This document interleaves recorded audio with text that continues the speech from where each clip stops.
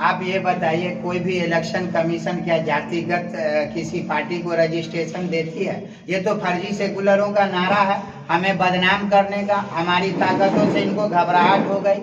और आपने देखा अभी गोपालगंज का परिणाम, 12,000 वोट में ये लोग अपनी सिटिंग सीट छोड़ के भाग गए।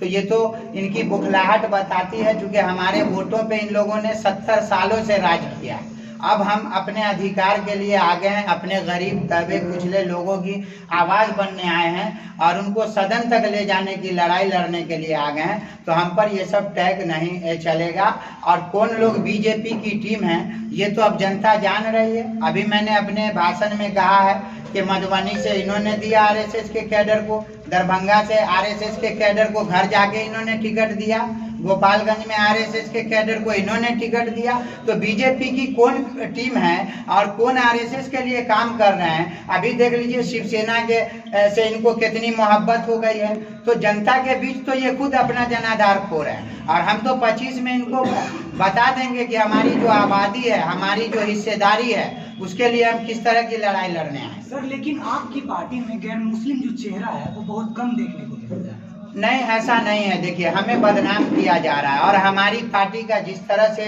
आप भारत स्तर पे देखिए कि किस तरह से हमारा जनाधार बढ़ा है, तो धीरे धीरे जुड़ेंगे लोग। अब आप कह रहे हैं कि बहुत कम गैर मुस्लिम जुड़ती है, तो बीजेपी कहती है हिंदुओं के हम नेता हैं, सेकुलर पार्टी कहती है कि हम सबके नेता हैं। भैया, तो हमारी जगह कहाँ है? तो हमारी जगह है गरीब दलित पिछड़ा समुदाय के बीच है। भीम आर्मी से हमारा गठबंधन है, तो कैसे हमारे साथ हिंदू नहीं? दिल्ली की राजधानी है भारत की और वहाँ भीम आर्मी से हमारा गठबंधन है एमसीडी में। तो इन लोगों की जितनी बातें आ रही हैं इस सबको जनता देख रही है।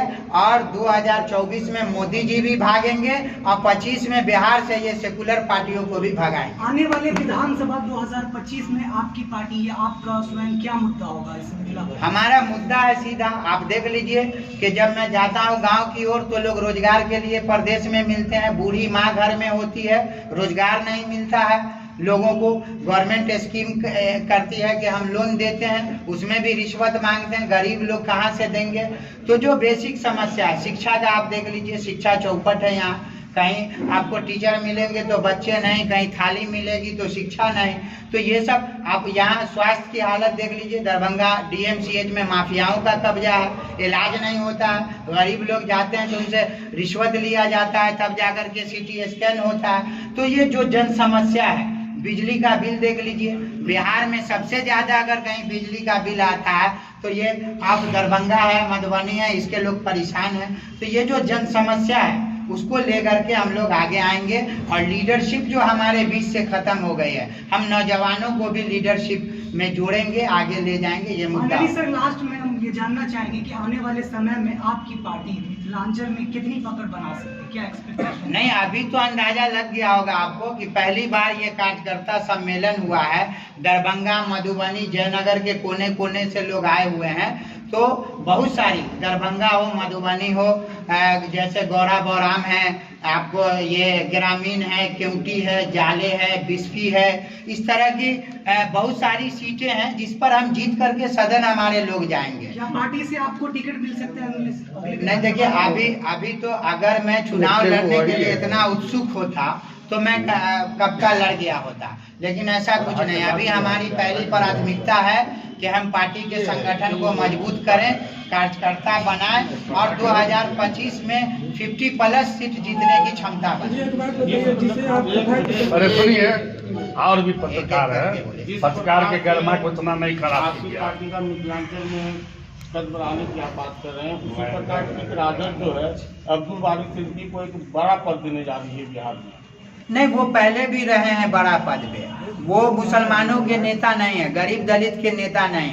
अभी उनका आपने केवटी में हश्र देखा कि बड़े लीडर थे, अपना सीट बदल के आया, जिस पार्टी से आए उन्हीं के लोगों ने उनको हरा के भेज दिया। तो इन लोगों का जनाधार खिसक चुका है और लोग भी जान रहे हैं। तो अब लोग बदलाव चाह रहा है, अधिकार चाह रहा है, हिस्सेदारी चाह रहा है। तो हम लोग उसके लिए काम करेंगे और लोग हमारे साथ आएंगे और हम लोग मजबूत होंगे। जिसे आप तथाकथित सेकुलर पार्टियां कर रहे हैं, अगर चुनाव के समय अपने साथ आने का ऑफर आपको देती है, उस वक्त आपका क्या है? नहीं तो हमने तो कहा ना कि बराबरी में बात होगी, हिस्सेदारी की बात होगी। ये जो आप ठगते हैं भाजपा आ जाएगी, वोट नहीं दिया तो आरएसएस पूरे इसको सिस्टम को बिगाड़ देगा, ये सब नारे पे हम लोग समझौता नहीं करेंगे। हमारी जो आबादी है या दलित गरीब पिछड़ा की जो आबादी है, जिसके लिए आज भी मकान नहीं है, लोग सरकार कहती है कि हम छत देते हैं, लेकिन आज भी देखिएगा तो बहुत सारे लोग फूस के मकान में रहते हैं, फुटपाथ पे जिंदगी बिताते हैं। तो जब तक बराबरी में बात नहीं होगी, हमको उस तरह का सम्मान नहीं मिलेगा, कोई समझौता नहीं होगा।